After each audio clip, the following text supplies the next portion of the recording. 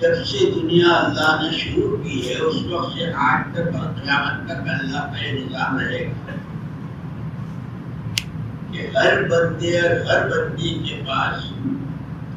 اللہ کی دی ہوئی جان، مال اور صلاحیت، سوجھ بوجھ ہر ایک کے پاس،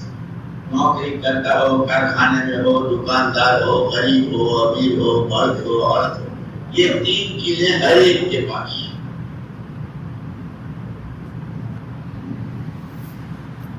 اسی لیے انسانی زندگی اور حیوانی زندگی میں جو فرق ہے بنیادی طور پر وہ اس کا ہے کہ انسانوں کی زندگی کے لیے دین دیا ہے کہ تمہارے پاس جو جان ہے، جو مال ہے، جو صلاحیت ہے وہ ہماری دی ہوئی ہے، اس پر ہم نے تمہیں اختیار دیا ہے،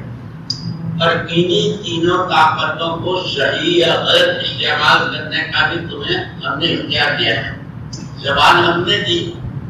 اب تم اس سے چاہے کلمہ پڑھو، قرآن پڑھو، ایمان کی دعوت دو، آخرت کی باتیں کرو، اور تمہیں اختیار ہے کہ زبان سے گانے گاؤ، غیبتیں کرو، جھوٹ بولو، کسی پر ظلم کرو، اختیار ہے۔ ایسے آنکھیں، ایسے سر، دماغ، سر سے پیر تک سارے حالات، جان، مال اور صلاحیت تینوں پر اختیار ہے۔ پوری دنیا کے ہر آدمی کے اپنے حالات، اس کی فیملی اور گھر کے حالات، کاروبار کے حالات، اور دنیا سے گزر کر آخرت کے حالات،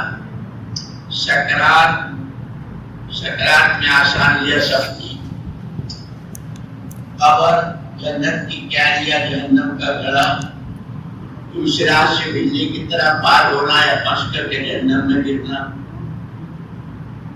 جنت میں بے حساب و کتاب یا جہنم، نبی پاک صلی اللہ علیہ وسلم کے ہاتھوں نورانی جام کوثر، یا دور ہٹو منہ کالا کرو، اس کی آواز ہے، نامہ اعمال سیدھے ہاتھ میں ہو جائے۔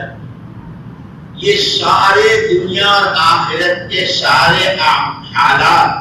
کا دار و مدار ان تین طاقتوں کے صحیح اور غلط استعمال کرنے پر ہے، جس پر اللہ نے اختیار کیا ہے۔ 60 سال، 70 سال، 100 سال جتنی زندگی ہے، تمہاری زندگی میں راتیں ہیں، دن ہیں، ہفتے ہیں، مہینے ہیں، سال ہیں،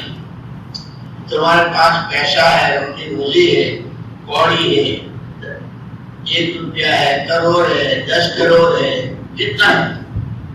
اور ایسے سوجھ بوجھ کے اشارے میں سمجھ لیتا ہے، ایک بات سمجھانے سے سمجھتا ہے،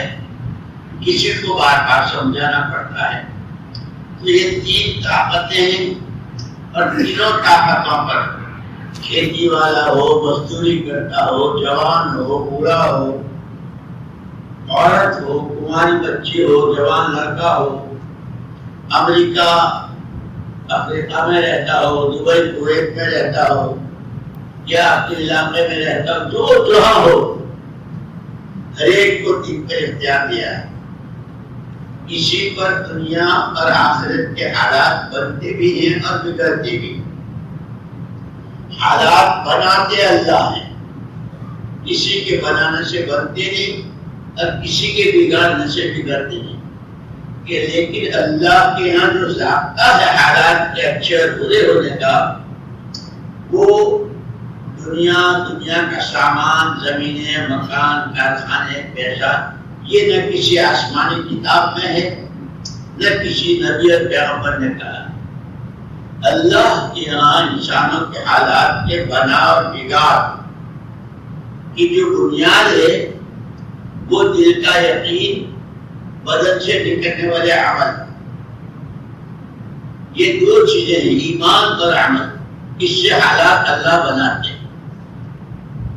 یہی دو چیزیں جب بگڑ جاتی ہے، عقیدہ خراب ہو جاتا ہے، اللہ کے علاوہ کسی سے ہونے کا یقین، وہ یوں کر دیں گے، ان سے یوں ہو جائے گا، پیسے سے یوں ہو جائے گا، عہدے اور کرسی اور حکومت سے ہی ہو جائے گا، زمینوں سے ہی ہو جائے گا، یہ عقیدے کی خرابی ہے۔ آج تک کسی سے کچھ ہوا ہے نہ کوئی کر رہا ہے نہ کسی سے کچھ ہوگا۔ جو کچھ ہوا اللہ کے کرنے سے، اسی کے کرنے سے ہو رہا ہے